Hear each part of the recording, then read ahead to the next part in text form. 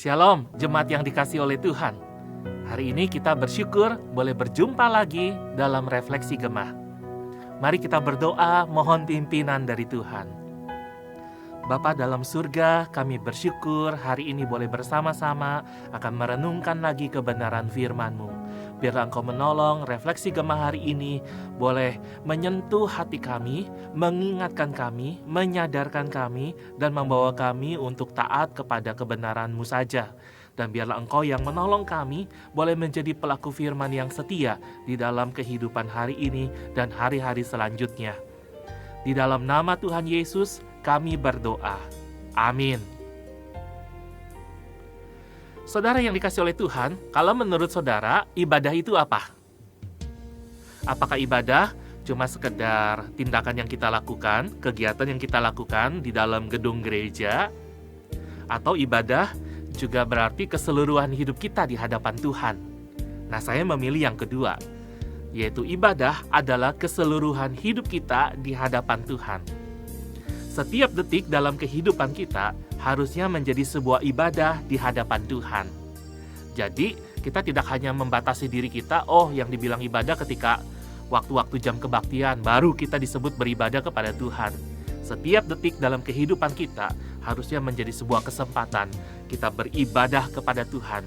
Lewat kehidupan kita setiap hari, lewat pekerjaan kita, lewat rumah tangga kita, lewat relasi kita, dan lain sebagainya.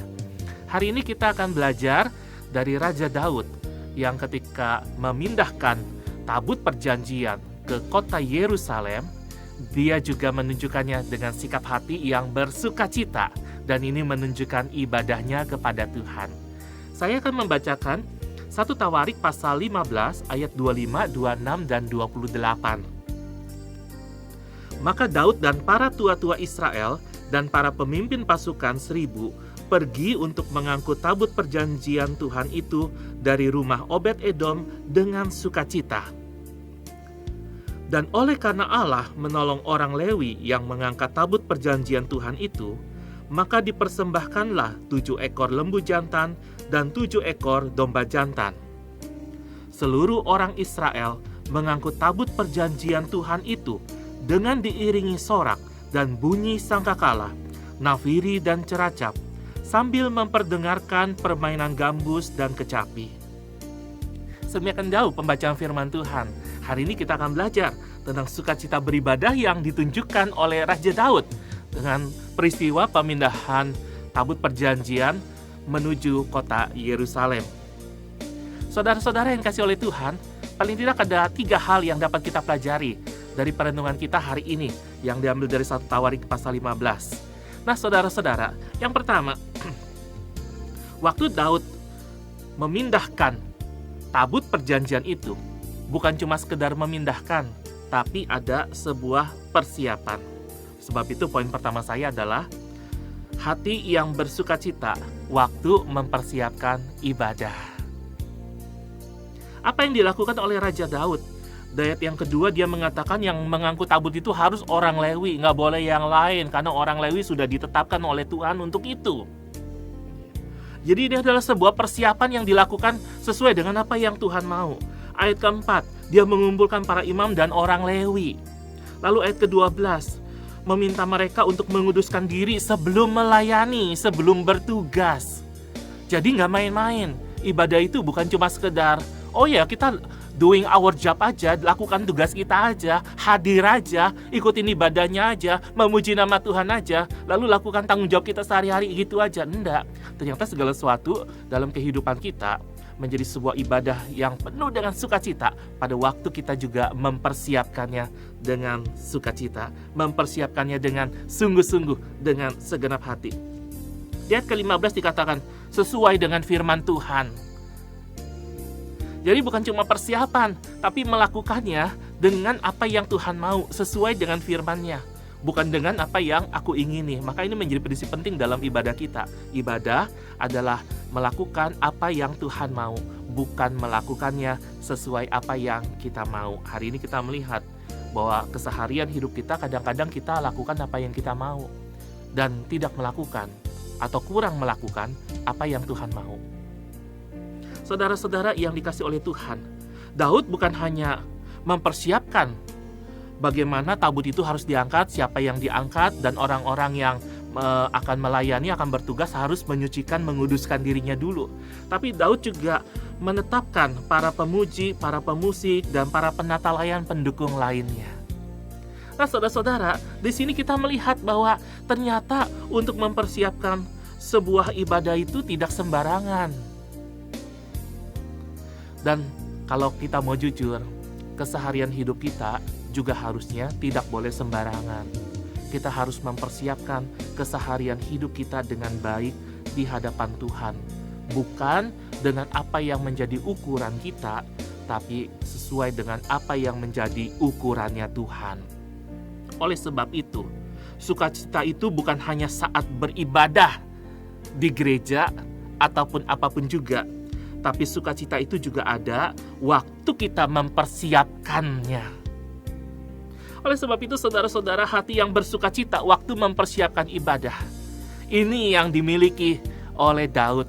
Dia melakukan segala sesuatunya, mempersiapkan detil-detilnya dengan hati yang sungguh. Ini menunjukkan sebuah penghormatan kepada Tuhan. Lalu yang kedua, saudara-saudara, hatinya Daud adalah hati yang bersukacita karena pertolongan Tuhan. Di ayat ke-26 dikatakan, dia mempersembahkan korban kepada Tuhan. Kenapa? Karena Tuhan telah menolong mereka boleh melakukan pemindahan itu. Tuhan menolong mereka dalam prosesnya. Waktu kita taat kepada Tuhan, maka kita menunjukkan, kita melihat, kita menyaksikan campur tangan Tuhan. Kita menyaksikan pertolongan Tuhan tepat pada waktunya. Dan kita melihat ketaatan berakhir dengan berkat. Saudara-saudara yang dikasihi oleh Tuhan, apakah hati kita bersukacita karena pertolongan Tuhan? Dan waktu kita beribadah kepada Tuhan, kan hanya di gereja, tapi keseharian hidup kita bersukacita karena kita tahu ini ada pertolongan Tuhan dalam hidupku. Aku tidak berjalan sendiri. Waktu aku mau taat, aku diberkati. Waktu aku taat, aku menyaksikan campur tangannya makin jelas dalam kehidupanku. Yang ketiga, hatinya Daud adalah hati yang bersukacita karena penyertaan Tuhan. Ayat 25 dikatakan, tabut dipindahkan dengan penuh sukacita, dan ayat 28 dengan puji-pujian yang riang gembira. Ada puji-pujian kepada Tuhan karena menyadari penyertaan Tuhan sungguh indah, sungguh dahsyat, luar biasa di dalam kehidupan umatnya. Dan ini yang dialami, yang diekspresikan oleh Daud dan seluruh umat Tuhan itu. Saudara-saudara yang dikasihi oleh Tuhan, kita waktu beribadah, bersukacita dalam ibadah, menjalani kehidupan kita, rutinitas harian kita, apakah ada sukacita karena ada penyertaan Tuhan? Atau kita membiarkan masalah dan pergumulan menguasai kehidupan kita sehingga sukacita kita sepertinya dirampas dan kita tidak bersukacita lagi? Hari ini kita belajar 3 hal dari sukacita Daud yang menyebabkan bahwa dia bersukacita dalam beribadah kepada Tuhan. Hati yang bersukacita waktu mempersiapkan ibadah. Hati yang bersukacita karena pertolongan Tuhan. Hati yang bersukacita karena penyertaan Tuhan. Nah, saya akan menutup renungan kita dengan sebuah puisi. Sukacitaku ada karena anugerah Tuhan yang telah kuterima. Kusyukuri, kusadari bahwa hidup ini sungguh berarti. Dan sukacita itu makin bertambah seiring aku mempersiapkan diri dan memohon Tuhan yang menata hati, agar ibadahku sesuai dengan apa yang Ia ingini. Ini sukacitaku, boleh mendekat tanpa ragu, mengalami perjumpaan yang utuh dengan Tuhan Yesus, Juru Selamatku. Hari ini, apakah engkau menjalani kehidupanmu sehari-hari sebagai sebuah ibadah yang penuh dengan sukacita di hadapan Tuhan? Yuk, nyatakan sukacita kita.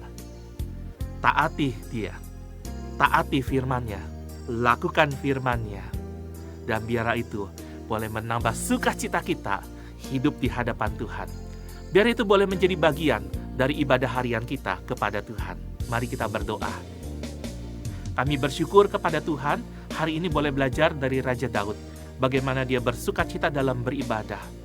Waktu dia mempersiapkan, waktu dia menyaksikan pertolongan Tuhan, waktu dia melihat penyertaan Tuhan, jelas dalam kehidupannya, jelas dalam kehidupan bangsanya. Tuhan, biarlah Engkau juga menolong kami, boleh mengalami sukacita yang penuh waktu kami beribadah kepada Tuhan. Karena ibadah kami harusnya adalah keseluruhan hidup kami di hadapan Tuhan. Setiap detik, jangan biarkan berlalu tanpa ada sukacita yang bertumbuh di dalamnya. Tuhan, biarlah Engkau yang menolong kami. Sukacita kami jangan dirampas oleh kegetiran, pergumulan, penderitaan dalam dunia ini yang harus kami alami. Tapi biarlah Tuhan, sekalipun kami harus mengalami semuanya itu, ada sukacita yang terus bertumbuh, karena tahu penyertaan Tuhan selalu datang tepat pada waktunya. Biarlah kami boleh terus mengalami perjumpaan dengan Tuhan, dan ibadah harian kami boleh menjadi ibadah yang berkenan kepadamu. Di dalam nama Tuhan Yesus, kami berdoa. Amin. Tetap semangat menjalani hari ini. Tuhan Yesus menyertai.